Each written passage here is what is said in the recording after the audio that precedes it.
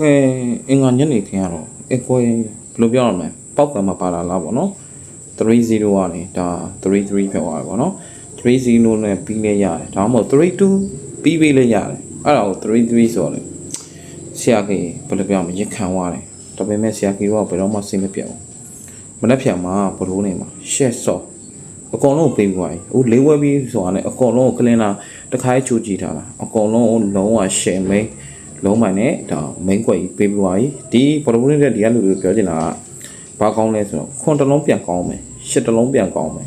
ပြီးရင်တော့ကျွန်တော်နေလေးတစ်လုံးပြန်ကောင်းပါမယ်နော်ခွန်နဲ့ပတ်သက်ရင်တော့ကျွန်တော်ခွန်လေးတို့ခွန်5တို့ဒါ7 6တို့မစိုးပါဘူးအိမ်နဲ့ပတ်သက်ရင်တော့84တို့85တို့86တို့လည်းမစိုးပါဘူးပြီးရင်တော့4နဲ့ပတ်သက်ရင်တော့42တို့ဒါ49တို့40တို့ကြိုက်ပါတယ်ခင်ဗျာမိတ်ဆွေတို့လည်းကန်အောင်ကြပါလိမ့်မနေ့ကမှလုံးဝရှက်စော်ကြီးနဲ့